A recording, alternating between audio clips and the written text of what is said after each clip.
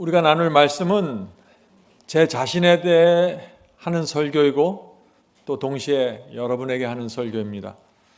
저와 여러분이 함께 이 설교 앞에 서 있어야 하는 그런 말씀이 되겠습니다. 성도 여러분, 그래서 오늘 저는 이 목사와 신자들 사이에 존재하는 약속에 대해서 좀 말씀을 나누려고 합니다. 저는 설교를 하고 여러분은 설교를 듣죠? 근데 저와 여러분 사이에는 분명한 약속이 있다는 것입니다. 저도 지켜야 되고 여러분도 지켜야 될 약속입니다. 자, 오늘 우리가 그 말씀을 좀 살펴보려고 하는 겁니다. 목사와 신자 사이에 어떤 약속이 존재하는지 우리가 좀 살펴보겠습니다. Act of the Apostle 34장 챕터를 읽으면서 우리 함께 생각해 보도록 하겠습니다. 목사는 하나님의 교회를 세우기 위하여 말과 교리를 가지고 일하도록 하나님의 부르심을 받았다. 자, 목사가 일을 하는데 뭘 갖고 일을 해요? 말과 교리를 갖고 일을 한다는 것입니다. 그런데 이 목회자는 하나님의 부르심을 받는 큰 특권을 받은 사람들이죠. 목회자는 레위 지파처럼 자기가 먹을 것을 위해서 일하지 않습니다. 다른 사람들이 애써 일한 11조를 받아서 또 헌금을 받아서 삶을 살아가는 사람들이죠. 큰 특권입니다. 그러나 그 특권에 맞는 엄청난 책임이 또 오는 것입니다. 자, 그 말씀을 계속해서 읽겠습니다. 목사는 막중한 책임이 따르는 직분이다. 목사들은 그리스도를 대신하여, 예수님을 대신하여 사람들에게 죄를 버리고 하나님과 화목하도록 단언해야 한다. 이것이 무슨 뜻입니까? 목회자의 설교는 분명하다는 것입니다. 죄를 버리라는 설교가 나가야 된다는 것이죠. 세상으로부터 돌아서서 하나님께 돌아오고 하나님과 화목하라는 그 단언의 기별이 나가야 한다는 것입니다. 다시 말해서 이 목회자는 구원의 진리를 분명하게 전해야 된다는 것입니다. 당신이 어떻게 해야 구원받을 수 있습니다. 당신이 어떻게 해야 하늘 갈 수 있습니다를 정확하게 잘라서 설명할 수 있어야 된다는 것이죠.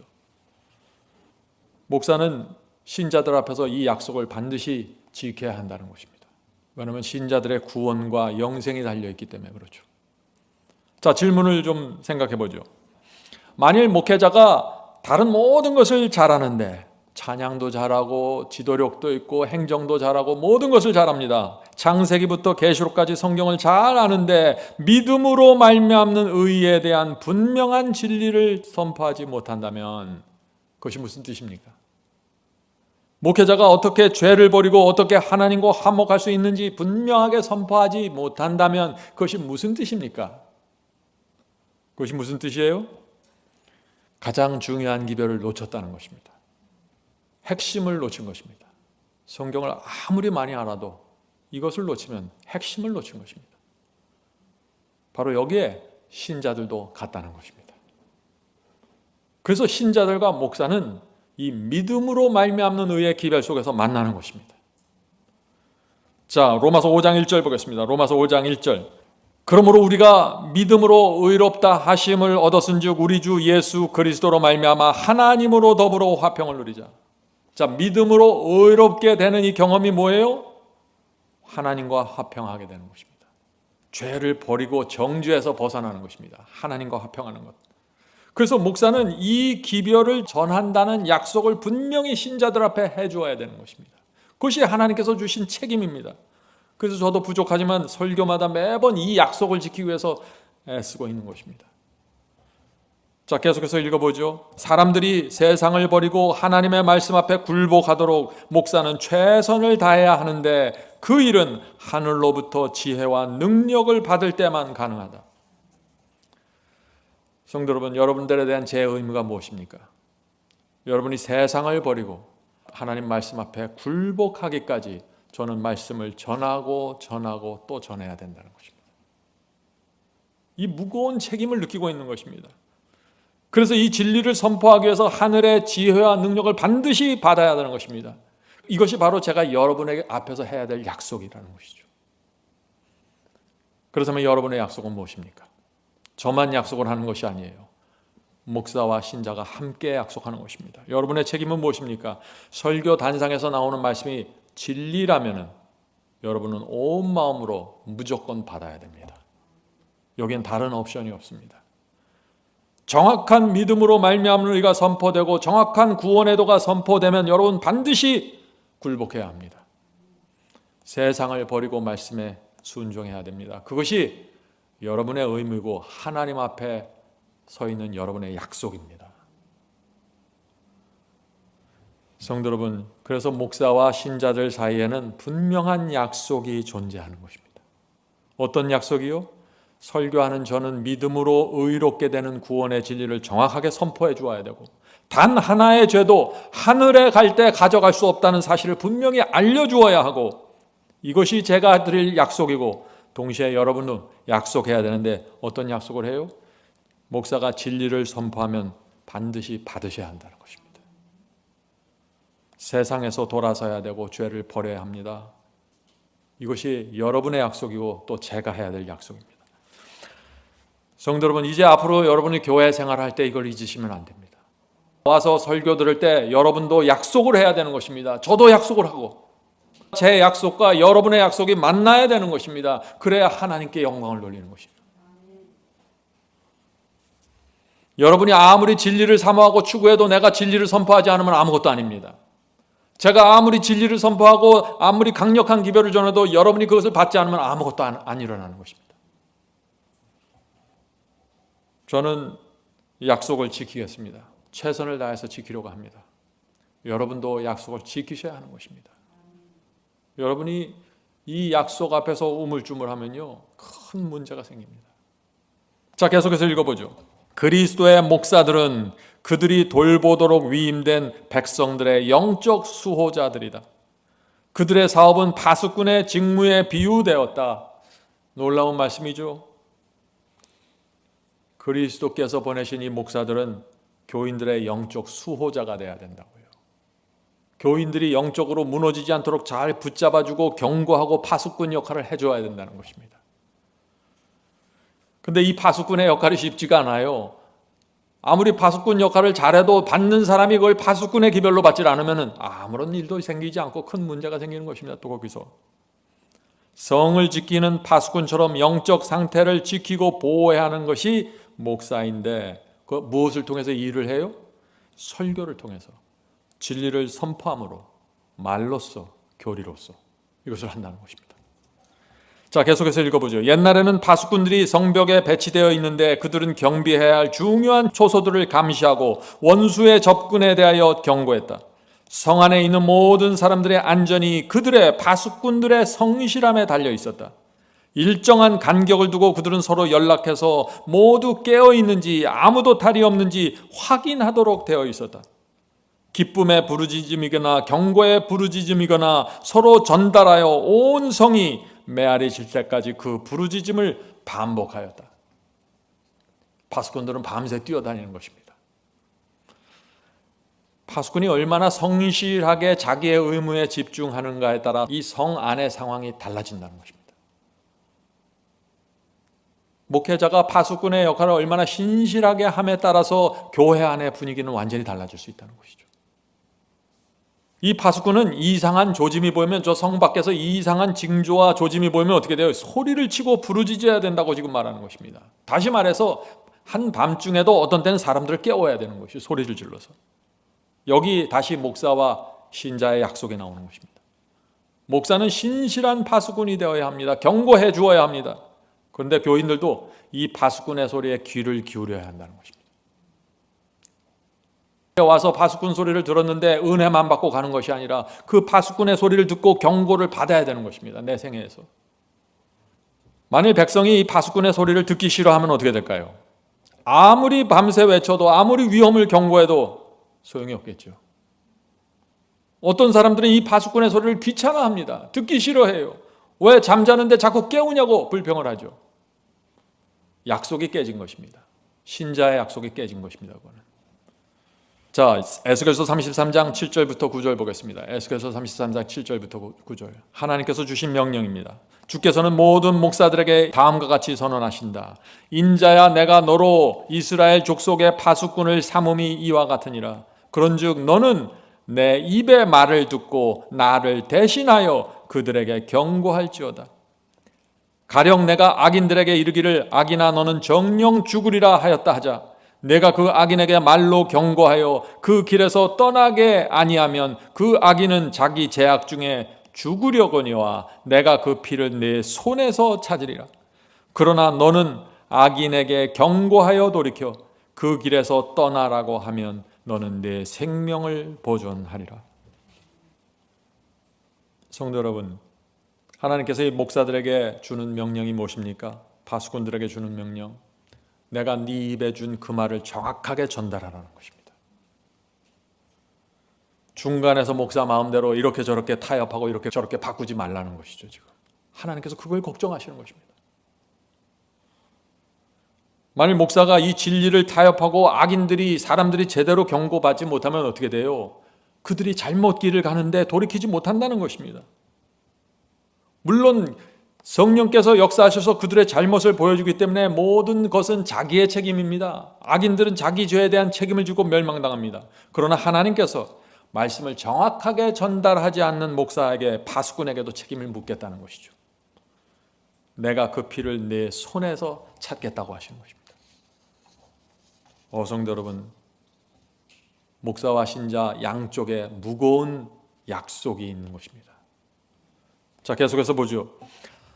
목사들은 파수꾼으로서 시온의 성벽 위에 서서 원수의 접근을 보고 경고의 말을 발해야 한다. 영혼들은 시험에 빠질 위험 가운데 있으므로 하나님의 목사들이 그들의 의무에 충실하지 않으면 멸망할 것이다. 이 목회자들이 파수꾼의 의무를 신실하게 감당하지 않으면 교회 안에 있는 영혼들이 멸망당한다는 것입니다. 왜 멸망당해요?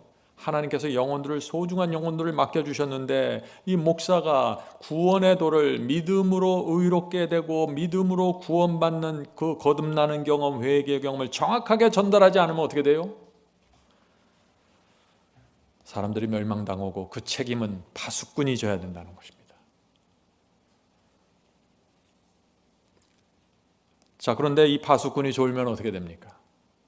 파수꾼이 내가 이 말을 할 때, 내가 이 설교를 할 때 사람들이 어떻게 반응할까 하는 그런 두려움을 갖고 나팔 소리를 정확하게 발하지 않으면 어떻게 될까요? 백성들이 경고를 받지 못하고 죽어간다는 것입니다. 그래서 하나님께서 이 파수꾼들에게 책임을 묻겠다는 것입니다. 자, 계속해서 읽어보죠. 어떤 이유에서건 목사들의 영적 감각이 위험을 분별할 수 있을 만큼 마비되어 분명한 경고를 하지 못해서 백성들이 멸망당한다면 하나님께서는 잃어버린 바 된 자들의 피를 그들의 손에서 요구하실 것이다.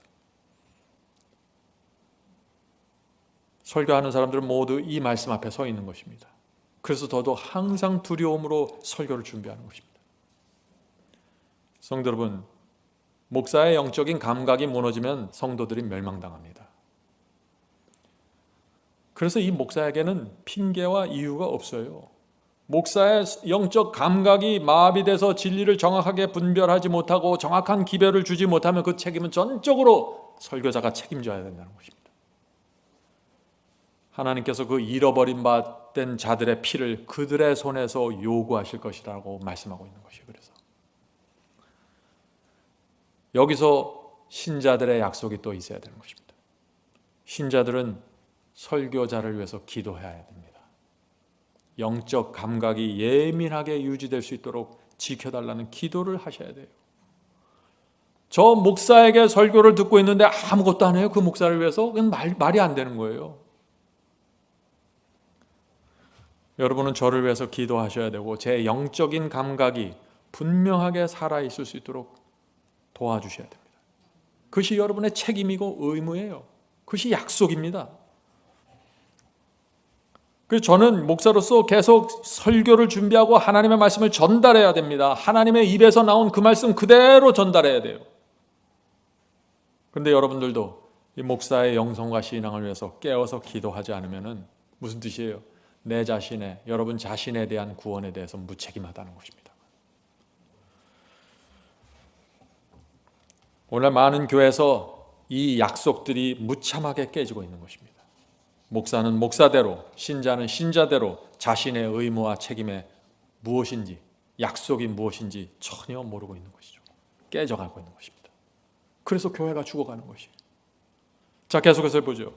목사들이 하나님과 매우 가까이 생애하고 당신의 성령의 감화에 매우 민감하게 됨으로써 하나님께서 남녀들에게 위험을 경고하고 안전한 장소를 지적하도록 그들을 통하여 일할 수 있게 하는 것은 시온의 성벽 위에 있는 파수꾼들의 특권이다. 이건 파수꾼들의 의무와 책임이면서 큰 특권이라는 것입니다. 사람들을 살릴 수 있는 특권을 갖고 있다는 것이죠. 그래서 하나님과 매우 가까이 생해야 되고 성령의 감화에 민감해야 된다는 것입니다. 이런 말씀을 읽으면 저도 두렵습니다. 제가 정말 이런 말씀에 합당한 자인가 하는 두려움이 옵니다. 그래서 조심할 수밖에 없는 것이에요. 저도 계속해서 읽어보죠. 파수꾼들은 죄의 분명한 결과에 대하여 충실하게 경고해야 하며 교회의 영적 유익을 성실하게 보호해야 한다. 어느 때라도 그들은 경계를 게을리할 수 없다. 목사들이 일하는 것은 삭슬 받으려고 함이 아니라 월급을 타려고 하는 것이 아니라 복음을 전하지 않으면 그들에게 화가 미칠 것을 깨닫고 전하지 않을 수 없기 때문이다. 성도 여러분, 이 목사는 정확한 진리를 선포해야 됩니다. 선포하지 않으면 멸망당합니다. 이것이 제가 갖고 온 두려움이에요. 목사는 반드시 파수꾼 소리를 내야 됩니다. 그런데 제가 아까 말씀드렸죠. 파수꾼 소리가 정확하게 나가기 시작하면 거듭나지 않은 양들이 저항하기 시작합니다. 짜증을 냅니다. 신경질 내고 왜 잠을 깨우냐고 불평합니다. 그런 신자들은 약속을 깨트리는 것입니다. 신자들이 진리에 대해서 불평할 때 목회자는 조심해야 돼요. 목사는 이 교인들의 저항에 흔들릴 수 없습니다. 약속을 지켜야 됩니다. 저도 계속해서 교회의 영적인 유익을 위해서 말씀을 세우고 성실하게 경고해야 되는 것입니다. 그것이 제가 목사들이 지켜야 될 약속이라는 것이죠. 자, 계속해서 읽겠습니다. 목사들은 하나님의 택하심을 입고 헌신의 피로 인치심을 받았으므로. 엄숙한 말씀이죠. 목사가 하나님의 택하심을 받으면은요, 헌신의 피를 흘려야 된다는 거죠. 헌신의 피. 이 헌신의 피가 무엇일까요? 자, 계속해서 읽겠습니다. 목사들은 하나님의 택하심을 입고 헌신의 피로 인치심을 받았으므로 남녀들은 임박한 멸망에서 구원하여야 한다. 그리스도와 함께 일하는 목사는 그의 사업과 신성성과 그것을 성공적으로 수행하기 위해서 요구되는 수고와 희생에 대한 깊은 깨달음을 갖게 될 것이다. 그는 자신의 안일이나 편의를 궁리하지 않는다. 그는 자신을 잊어버린다. 하나님의 기대와 하나님의 소원과 하나님의 간절한 마음을 알기 때문에 자신을 잊어버릴 수밖에 없어요. 자신의 안위를 구할 수 없다는 것입니다. 성도 여러분, 여기서 말씀하셨죠. 설교하는 사람은 헌신의 피를 흘려야 된다고요. 이 설교하는 사람이 어떤 상황에서 가장 많은 이 헌신의 피를 흘리게 될까요? 어떤 상황에서? 사람들이 싫어하는, 사람들이 듣기 싫어하는 진리를 선포할 때 목사는 많은 피를 흘리게 되는 것입니다. 설교자가 하나님께서 주신 말씀 위에 정확하게 서기로 결정할 때 많은 반대에 직면하게 됩니다. 그래서 헌신의 피를 흘리지 않으면 진리를 있는 그대로 전할 수 없는 것입니다. 그런데 성도 여러분 아세요? 여러분도 마찬가지라는 것입니다. 정확한 진리가 내려올 때 그것을 받으려면 헌신의 피를 흘려야 된다는 것입니다. 교인들도 진리를 붙잡고 진리 안에서 자유를 누리려면 헌신하고 희생하고 피를 흘려야 되는 것이에요. 이것이 신자들이 지켜야 될 약속입니다. 설교자가 피를 흘릴 때 우리도 피를 흘리겠습니다. 이것이 약속입니다.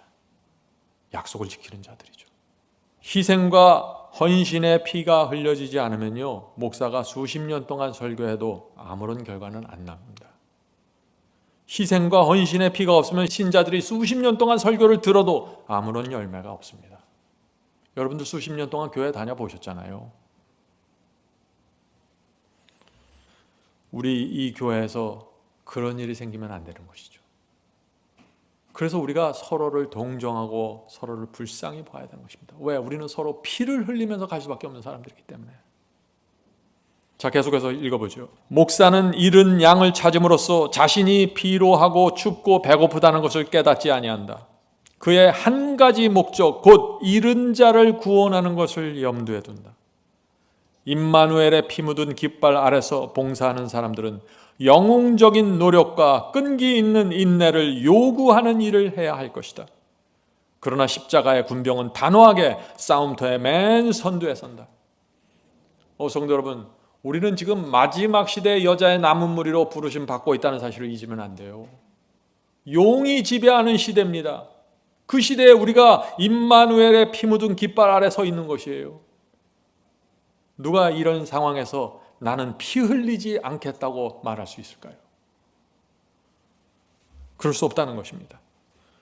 여러분도 투쟁에 참여하셔야 됩니다. 자, 계속해서 읽겠습니다. 만일 사람들이 주님과 동행한다면 하나님께서는 그들을 만세반석의 틈에 숨기실 것이다. 이런 투쟁이 있고 이런 헌신의 피가 흘려지고 많은 희생이 있는 것 같지만 우리가 만일 주님과 동행한다면 하나님께서 우리를 어디다 넣는다고요? 만세반석의 바위의 틈에 넣고 숨겨주실 것이라고요.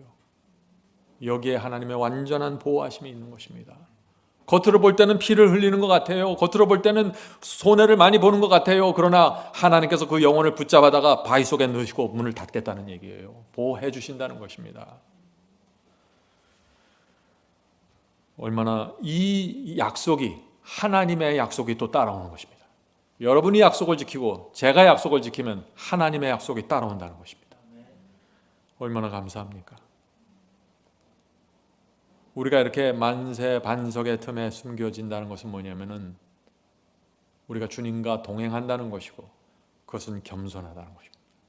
여기 왜 이런 말이 나올까요? 많은 희생을 했어요. 많은 헌신을 했습니다. 피를 흘렸어요. 그럼 어떻게 돼요? 되게 교만해지는 것입니다. 사람들이 또 내가 이만큼 했습니다. 내가 이만큼 했습니다 하면서 교만해져요. 그래서 겸손해야 해요. 하나님께서 숨겨주셔야 된다는 것입니다. 내가 드러나지 않게. 이같이 감추어지면은 모세가 하나님을 본 것처럼 그들도 하나님을 볼 수 있다. 하나님께서 나눠주시는 능력과 빛으로 그들은 그들의 유한한 판단력으로 가능하다고 생각했던 것보다 더 많은 것을 깨닫고 성취할 수 있다. 주님과 동행하고 겸손해지면은 어떻게 돼요? 우리가 생각하고 기대했던 것보다 훨씬 더 많은 일들을 성취할 수 있다고요.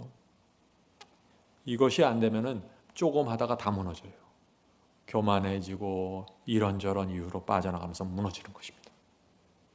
가장 많이 희생한 사람이 가장 많이 무너질 수 있는 위험 속에 들어가는 것입니다. 왜요? 우리는 육체를 갖고 있는 인간이기 때문에 그렇습니다. 자, 계속해서 읽어보죠. 바울이 하나님을 가장 완전히 신뢰한 것은 하늘이 노처럼 바울을 덮은 때였다. 무슨 뜻이에요? 하늘이 노처럼 바울을 덮었을 때요. 하늘은 저렇게 파란데 하늘을 보면은 거기 하나님이 보여야 되는데 놋이 보인다는 것이에요. 차디찬 놋. 그 시련 속에 있는데 하나님이 보이지 않는 그런 깊은 고난간에 들어갔을 때가 있다는 것입니다. 그런데 그때야말로 하나님을 가장 완전히 신뢰해야 한다는 것이죠.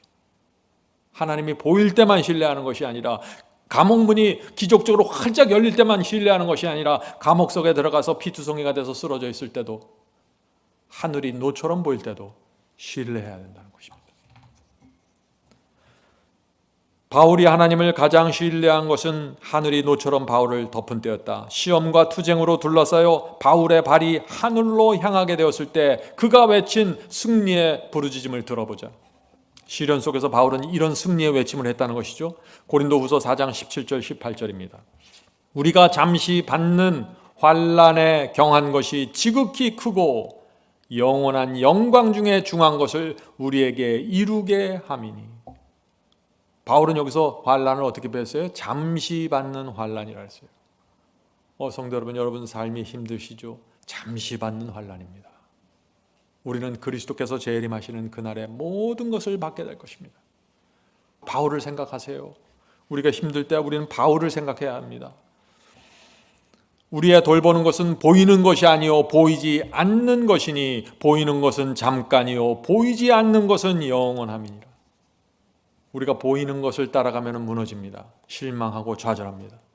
그러나 보이지 않는 것을 보기 시작하면 거기에 소망이 있고 감사가 있고 확신이 있다는 것입니다. 그래서 우리가 우리 삶 속에 일어나는 여러 가지 시련 속에서 견고하게 서서 나갈 수가 있는 것이에요. 보이지 않는 것을 보기 때문에 그렇습니다. 바울의 눈은 항상 눈에 보이지 않는 것과 영원한 곳에 고착되어 있었다. 여기서 바울의 신앙의 비결이 있죠. 바울이 그 당시 소아시아와 유럽과 그 선교 여행을 다니면서 얼마나 많은 시련과 고통이 있었을까요? 근데 바울이 끝까지 흔들리지 않았던 이유, 보이지 않는 것을 본 것입니다. 영원히 존재하는 것에 고착되어 있었다, 고정되어 있었다는 것입니다. 자, 계속해서 읽어보죠. 그가 초자연적인 능력을 대적하여 싸우고 있다는 것을 깨닫고, 자, 초자연적인 사탄의 능력과 대적해서 싸우고 있는 것이죠. 저와 여러분도 마찬가지입니다. 그냥 예수 믿고 교회당 나오는 거 아니에요. 초자연적인 능력과 대적이 시작되는 것입니다. 여자의 남은 무리로 부르심을 받았을 때 용과 대적하는 것입니다. 초자연적인 능력을 대적하여 싸우고 있다는 것을 깨닫고 그는 하나님을 의지하였으며 이로써 그는 힘을 얻었다. 영혼의 힘과 활력을 얻고 마음과 성품에 미치는 세상의 힘을 깨트리는 것은 눈에 보이지 않는 하나님을 바라봄으로써 말미암습니다. 많은 분들이 신앙의 비결이 뭡니까? 하나님을 바라봐야 된다는 것이에요. 내 인생의 시작과 끝을 인도하시는 하나님을 바라보고 맡기는 것입니다. 하나님께서 결국에는 이 모든 것을 보상하시고 나를 책임지신다는 그 하나님의 약속을 믿고 걸어가는 것입니다. 이 단순한 신앙인데 이것이 없으면 계속해서 무너지고 계속해서 두려울 수밖에 없다는 것이죠. 자, 바울이 어떻게 시련을 극복했어요? 보이지 않는 하나님을 바라보았다고 했습니다. 왜 하나님을 바라보았다고 했습니까? 자신이 싸우는 싸움은 초자연적인 능력과 싸운다는 것을 알았기 때문이라고요. 계속해서 읽어보죠. 목사는 그가 위하여 수고하고 있는 백성들과 자유롭게 섞여서 친숙하게 됨으로 그의 가르침을 그들의 필요에 적응시킬 방법을 알아야 한다. 저도 이 점을 굉장히 중요시 여깁니다. 하나님의 말씀은 우리의 생각과 많이 다릅니다. 하나님의 의는 인간이 생각하는 의와 많이 다릅니다. 그래서 성화와 칭의의 승리의 복음을 처음 들으면 이게 어떤 경험인지 무엇인지 내가 이것을 실생활에 어떻게 적용해야 될지 잘 모르게 됩니다. 설교를 들을 땐 아는 것 같지만 실생활로 들어가면 자꾸 무너지는 것이에요. 그래서 설교를 들으면 그것을 여러분이 소화하셔야 돼요. 질문하시고 대화하시고 이것이 어떻게 이루어지는 것인지. 그래서 제가 오후에 교회에 남아있으려고 애를 쓰는 게 바로 여기에 이유가 있는 것입니다. 자, 계속해서 읽어보죠. 목사들은 저희가 위하여 수고하는 사람들에게 가까이 접촉하여 그들의 가정에 진리를 가르치라. 그들이 이와 같이 하나님과 협력할 때 그분께서는 그들을 영적 능력으로 옷 입히실 것이다. 그리스도께서는 목사들을 지도하시고 청중들의 마음에 깊이 새겨질 말을 주셔서 말하게 하실 것이다. 성도 여러분, 제가 여러분의 가까이 접촉하지 못할 때가 많죠. 참 죄송합니다. 또 여러분의 가정에 들어가서 진리를 가르쳐야 되는 일을 하지 못해서 정말 죄송합니다. 그러나 제가 할 수 있는 최선이 지금 현재는 이것이라고 생각합니다. 그래서 제가 할 수 있는 것, 교우들 마음에 깊이 새겨질 수 있는 말을 찾고 있는 것입니다. 이 의의 경험을 어떻게 표현해야 이 경험이 사람들의 마음에 새겨질 수 있을까? 고민하는 것입니다. 하나님께서 지혜를 주시고 말을 주셔야 된다고 이것은. 자, 계속해서 보죠. 바울처럼 내가 꺼리지 않고 하나님의 뜻을 다 너희에게 전하였습니다. 이 바울은 꺼리낌 없이 하나님께서 주신 말씀을 그대로를 다 너에게 전했어. 이 말을 하는 거예요. 있는 그대로 전했다는 것이죠. 유익한 것은 무엇이든지 공중 앞에서나 각 집에서 꺼림이 없이 거리낌이 없이 너희에게 전하여 가르치고 하나님께 대한 회개와 우리 주 예수 그리스도께 대한 믿음을 증거하였다고 말할 수 있게 되는 것은 모든 목사들의 특권이다. 꺼리낌 없이 전할 수 있어야 된다는 것이죠. 누가 꺼리낌 없이 사람들의 죄를 지적하고 진리를 가르칠 수 있을까요? 이 세상의 목사가 아니라면 누가 이런 일을 할 수 있을까요? 목회자가 아니라면 누가 여러분에게 여러분의 죄를 지적하고 여러분의 삶의 문제와 구원의 문제를 일으킨 방해 요소들을 지적할 수 있을까요? 그런 목회자로부터 설교단상에서 그런 말이 나올 때 받아야 된다는 것입니다. 그것이 신자의 약속이라는 것이에요. 사람들에게 곧바르게 문제를 지적하고 형제는 이것이 문제입니다 말할 때 그거 쉬운 거 아니에요. 누가 그런 말 하는데 재미있겠어요? 그러나 해야 된다는 것입니다. 하나님께서 주신 의무고 책임이고 특권이라는 것이죠. 영혼을 구원하기 위해서 하는 것입니다. 자, 계속해서 읽어보죠. 사도는 복음의 전도의 직무를 맡도록 청년들을 교육시키는 것을 그의 사업의 일부분으로 삼았다. 사도 바울은 이 복음 전도를 위해서 선교 여행을 다니면서 곳곳에서 청년들을 픽업해서 교육을 시켰습니다. 이것이 항상 그의 사업의 일부분이었다고 지금 말하고 있는 것입니다. 그는 그들을 데리고 선교 여행을 떠났으므로 그들은 후에 그들로 책임이 무거운 직분을 맡을 수 있게 한 경험을 얻었다. 그들과 헤어졌을 때도 바울은 여전히 이 청년들의 사업과 접촉을 유지하였다. 디모데와 디도에게 보낸 그의 편지들은 그들의 성공을 얼마나 갈망하였는지에 대한 증거이다. 바울이 얼마나 기뻤을까요?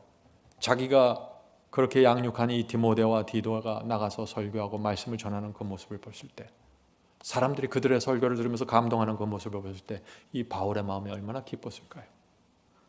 저도 이런 기쁨을 좀 누리기를 원합니다. 오늘날 경험 있는 교육자들은 스스로 모든 짐을 지고자 노력하는 대신에 젊은 일꾼들을 양성하여 그들의 어깨에 짐을 지울 때 고상한 사업을 하고 있는 것이다. 저는 마지막 사명에서 이 청년들과 함께 지내는 걸 참 좋아합니다. 함께 선교하고 또 말씀을 나누는 그런 기회가 주어질 때마다 얼마나 기쁜지 모릅니다. 그러나 이 청년들 복음의 짐을 나눠줘야 합니다. 우리 마지막 사명 직원들과 우리 교회 청년들, 교회 와서 예배 보고 가는 거 아닙니다. 여러분이 교회 와서 말씀을 듣고 경험하고 이 복음의 짐을 짊어져야 하는 것입니다. 그것이 하나님께서 원하시는 것이에요. 그것이 청년들이 지켜야 될 약속입니다. 어른들만 복음을 전하는 게 아니에요. 청년들도 희생하고 헌신하면서 복음을 전하는 일에 참여해야 된다는 것이 바울의 지금 이 경험입니다. 청년들도 자기를 부인하고 십자가를 져야 하는 것입니다. 청년들도 인생을 주님께 바쳐야 합니다. 그런 청년들이 이 교회에서 양육되어야 되는 것입니다. 오늘날 청년 사역의 목적이 많이 빗나가 있습니다. 아이들을 단순히 교회 안에 붙잡아 놓기 위해서 이런저런 음악을 이용하고 이런저런 기법을 동원하는데 의미가 없습니다. 오늘날 청년 세대는 인터넷과 트렌디한 세대입니다. 그들이 굉장히 바쁩니다. 숨가쁘게 경쟁하기 바쁩니다. 사회에 대한 분노와 또 불공정과 억울함이 많습니다. 청년들 마음에 그런 어두운 분위기가 있는 것입니다. 지금 사회가 그렇죠. 어떻게 해야 이 하나님의 말씀이 그 청년들의 마음속에 들어갈 수 있을까요? 다른 방법 없습니다. 하나님의 말씀을 있는 그대로 전하는 수밖에 없어요. 그리고 각자가 선택해야 되는 것입니다. 각자가. 청년들이 하나님의 말씀을 들으면서 자신이 얼마나 지금 위험한 시대를 살아가고 있는지 보아야 하는 것입니다. 자, 계속해서 읽겠습니다. 바울은 그리스도의 목사로서, 바울도 목사였습니다. 바울은 그리스도의 목사로서 그에게 주어진 책임을 잊지 않았으며 만일 자신의 불충실로 영혼들이 잃어버린 바 될 때 하나님께서 자신에게 문책하시리라는 것도 결코 잊지 않았다. 바울이 이런 생각을 했다는 거 여러분들 상상하세요? 사도들은 또 바울은 그냥 영적으로 붕 떠서 그냥 뜨거워서 항상 그렇게만 다녔다고요? 아니요.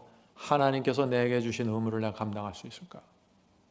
두려움 속에서 문책받지 않아야 되지. 내 파수꾼의 의무를 신실하게 감당해야지. 그렇게 살아갔다는 것입니다. 바울은 고린도 신자에게 보내는 편지 가운데서 복음을 전하는 사업에 대해서 다음과 같은 모습을 우리에게 남겨주었다. 고린도후서 6장 3절 또 4절부터 10절입니다. 자, 진리를 받아들이고 전할 때 이런 모습이 나타나는 것입니다.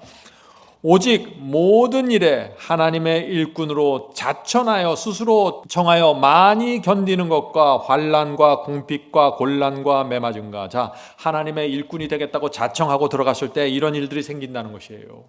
하나님의 일꾼이 되고 하나님의 복음을 전하면 축복만 받고 칭찬만 받는 거 아니에요. 절대 그런 거 아니에요. 많이 견디는 것과 환난과 궁핍과 곤란과 매맞음과 갇힘과 요란함과. 자, 그 시대는 핍박의 시대이고 로마 황제가 지배하던 시대니까 이런 일들이 있었지만 지금도 마찬가지입니다. 모양이 달라지는 것이죠. 모양이. 더 은근하게 이게 젖어들어오는 겁니다. 은근하게 아주 사람을 쫙 짓눌릅니다. 눈에 보이지 않는 프레셔를 느끼는 거죠.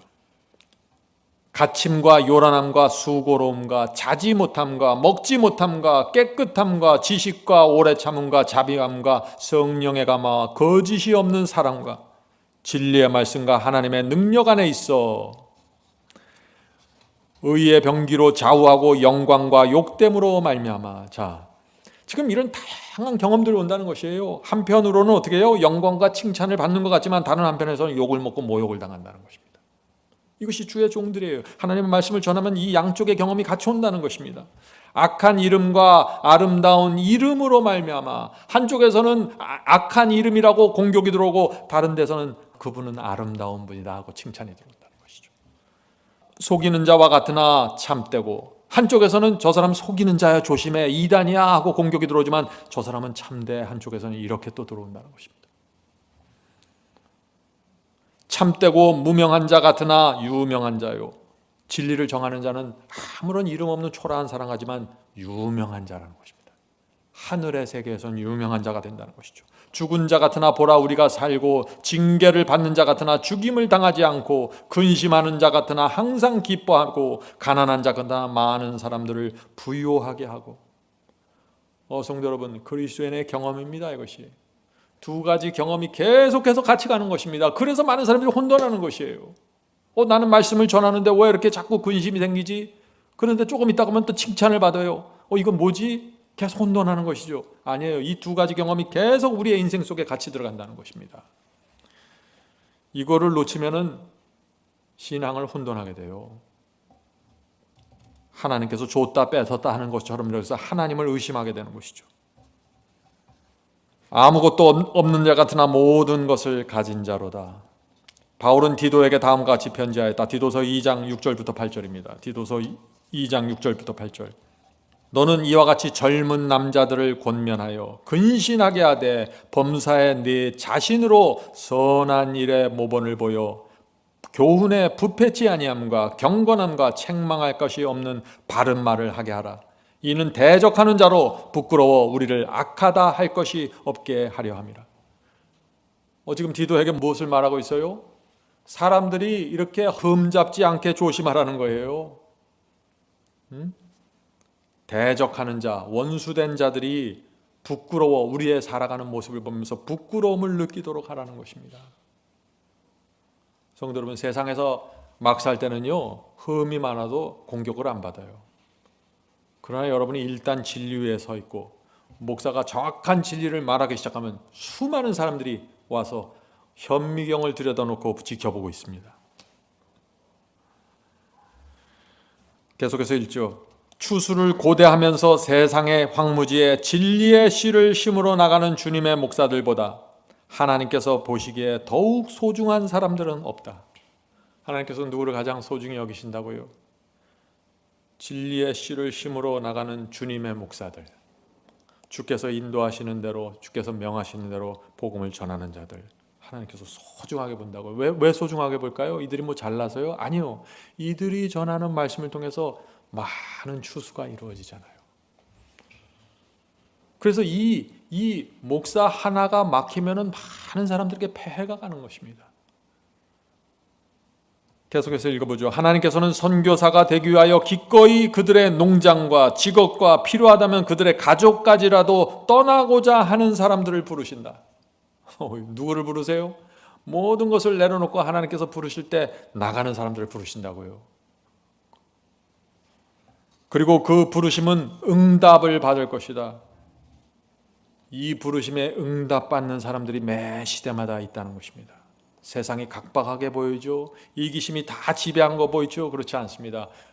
소수의 응답하는 사람들이 있다는 것입니다. 하나님께서 그들을 잡으셔서 복음을 전파하신다는 것이에요. 과거에는 그리스도의 사랑과 잃어버린 사람들의 요구에 감동을 받아, 저 옛날 과거에는 그렇다는 것이죠. 우상 숭배자들과 야만인들 중에 자비의 기별을 선포하게 하여 안락한 과정과 친구들과의 교제와 아내와 자녀들까지 버린 사람들이 있었다. 복음을 전하는 것은 상상하기 어려운 희생이 포함됩니다. 헌신의 피가 흘려져야 돼요. 복음을 전하기 위해서 모든 것을 버려야만 하는 그런 상황 속으로 들어가는 사람들이 있다는 것입니다. 그런데 여기서 중요한 것이 신자들의 약속입니다. 이 일을 그 부르심을 받은 그 목사와 선교사 혼자에게만 맡겨서는 안 된다는 것입니다. 신자들이 반드시 참여해야 된다는 것입니다. 신자들은요, 설교만 듣고 지켜보는 구경꾼이 아닙니다. 누가 나서서 정말 저 사람이 진리를 정확하게 전달하고 있구나, 여러분들은 책임을 느끼고 의무를 느끼고 약속을 지키기 위해서 나와야 된다는 것이에요. 중도의 많은 사람들은 그들의 생명을 잃었으나 다른 사람들이 일어나 그들의 사업을 수행하였다. 성도 여러분, 이 복음을 전하는 일은 릴레이 경기 같습니다. 한 사람이 나타나서 복음을 전하기 위해서 인생을 불태우고 사라져갑니다. 그러면 그 사람에게 진리를 받은 그 사람이 다시 나타나서 그 복음을 이어받아서 다시 자신의 생애를 불태우게 되는 것입니다. 이것이 지난 2000년 동안 계속해서 복음이 전파되어 온 방식입니다. 이거 외에 다른 방식이 없어요. 한 사람의 헌신의 피가 흘려지고 그것을 받은 또 다른 사람이 받아서 헌신의 피를 흘리는 것입니다. 예수께서 재림하실 때까지 그렇게 연결되는 것입니다. 목사도 이 책임이 있는 것이고 신자들도 똑같은 책임에 같이 같은 선상에 있는 것입니다. 맡은 역할만 다를 뿐이죠.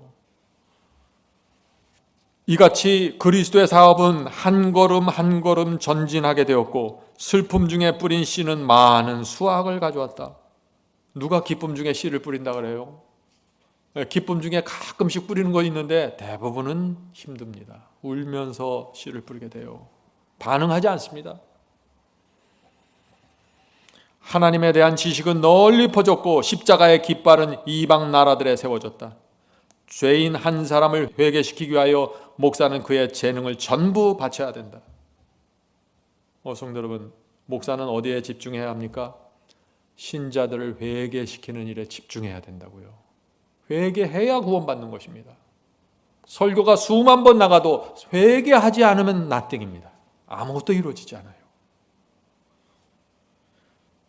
신자들이 회개하고 세상을 버리지 않으면 아무리 훌륭한 목사의 설교도 소용이 없게 되는 것입니다. 여기서 목사의 약속과 신자의 약속이 다시 마주쳐야 되는 것입니다.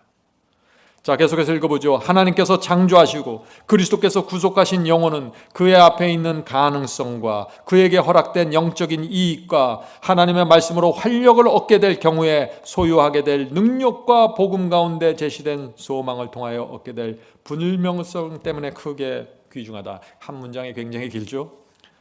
쉽게 얘기하면 이것입니다. 전도가 무엇입니까? 한 영혼을 영원한 지옥불에서 건져서 영원한 생명으로 옮겨놓는 것이라는 것입니다. 얼마나 가치 있냐 하는 것이에요.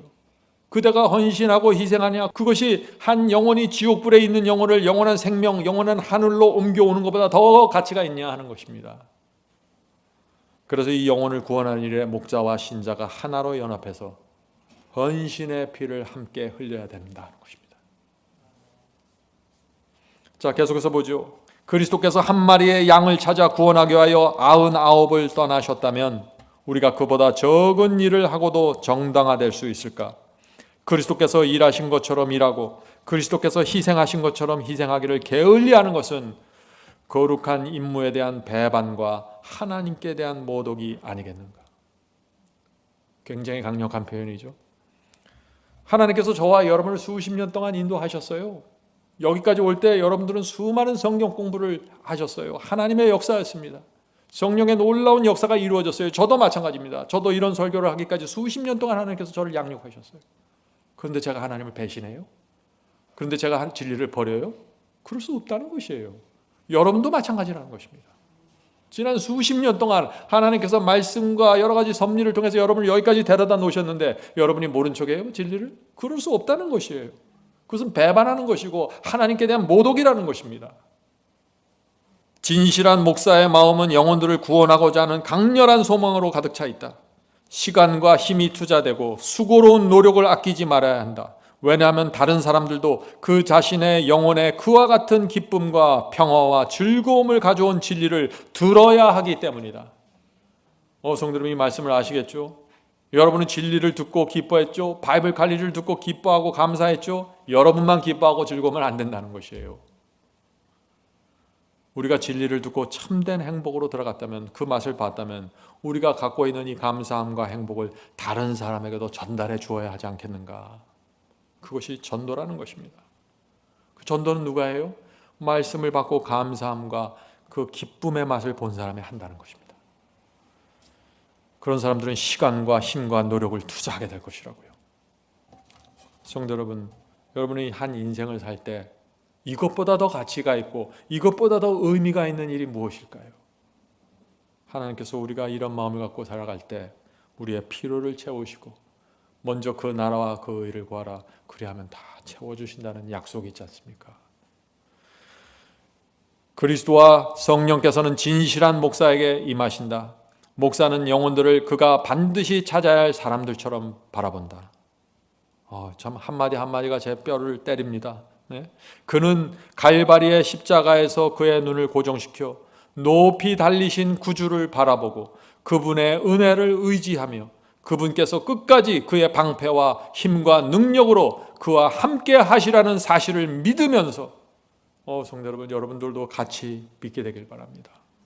높이 달리신 구주를 바라보고 그분의 은혜를 의지하고 그분께서 끝까지 당신의 방패와 힘과 능력으로 우리와 함께 하시겠다는 그 사실을 믿으면서 하나님과 함께 일을 해야 된다고요. 그는 하나님의 사랑의 보증이 섞인 초청과 호소로서 영혼들을 예수께 인도하고자 노력한다. 그러므로 하늘에서는 그를 부르심을 입고 빼내심을 얻고 진실한 자들로 계수한다.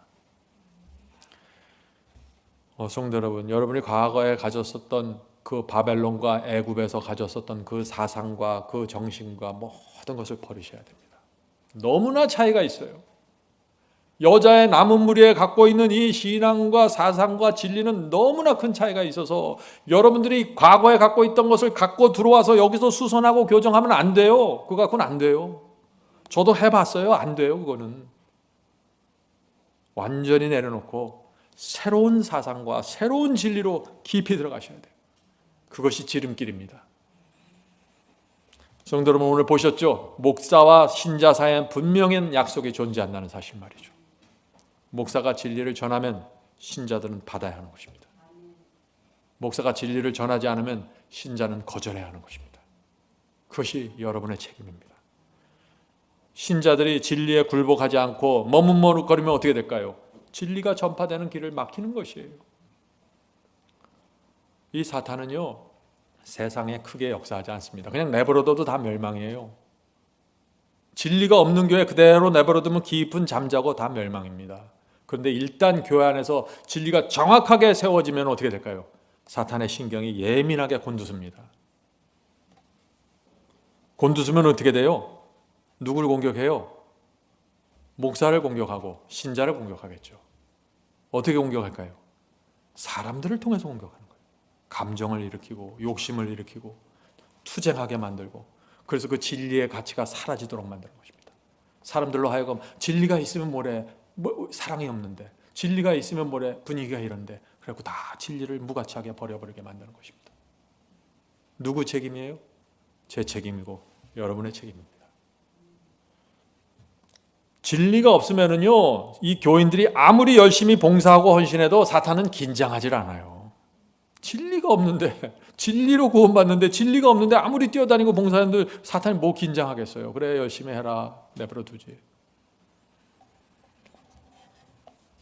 성도들, 우리가 또 저와 여러분이 이 교회의 진리가 정확하게 세워질 수 있도록 연합해야 됩니다. 저 혼자의 힘으로도 안 되고 여러분만의 힘으로도 안 되고, 저와 여러분이 반드시 여기서는 사랑으로 연합해야 됩니다. 사탄이 틈을 타지 못하게 철통 같은 요새를 세워야 돼요. 그럴 때 우리가 하나님 앞에 나가 목사로서 신자로서 약속을 지키게 되는 것입니다. 성도 여러분, 저와 여러분을 하나님께서 여기까지 인도하셨습니다. 우연히 이렇게 된 게 아니에요. 하나님의 놀라운 역사가 지난 수십 년 동안 이루어지면서 여기까지 우리가 오게 된 것이에요. 그래서 우리가 감사함이 나오는 것입니다. 감사함이. 우리가 신앙이 부족해도 감사를 할 수 있잖아요. 우리가 감사와 충성으로 약속을 하는 것입니다. 하나님, 제가 약속을 지키겠습니다. 성령께서 우리의 약속을 지키게 인도하시고 우리를 한 백성으로 인도하시길 간절히 바랍니다. 하늘에 계신 아버지, 저희 모두가 진리를 이해했지만 참으로 부족한 자들입니다. 주여, 그러나 저희 마음속에 약속을 지키고자 하는 소원이 있습니다. 주여, 저희의 마음을 붙잡아 주시고 약속을 지킬 수 있는 사람으로 인도해 주시옵소서. 이 교회 안에 진리가 정확하게 세워줄 수 있도록 저를 늘 겸손케 하여 주시고 하늘의 지혜와 말씀을 허락해 주시고 능력을 주시옵소서. 또 우리 교우들, 주께서 각자의 형편을 아십니다. 이제 여자의 남은 무리가 되기 위해서 새롭게 시작을 합니다. 주여, 그들의 발걸음을 인도하시고 실망하지 않도록 붙잡아 주시고 무너지지 않도록 도와주시옵소서. 우리가 각자가 연약하지만 한 교회로서 강해질 수 있도록 도와주시옵소서. 서로가 불쌍히 여기고 서로를 위해서 기도하고 겸손과 인내로 섬길 수 있도록 도와주시옵소서. 하늘에 계신 아버지, 저희 모두의 소원은 한국 땅에 진리의 분명한 등대를 세우는 것입니다. 그 일이 이루어질 수 있도록 도와주시옵소서.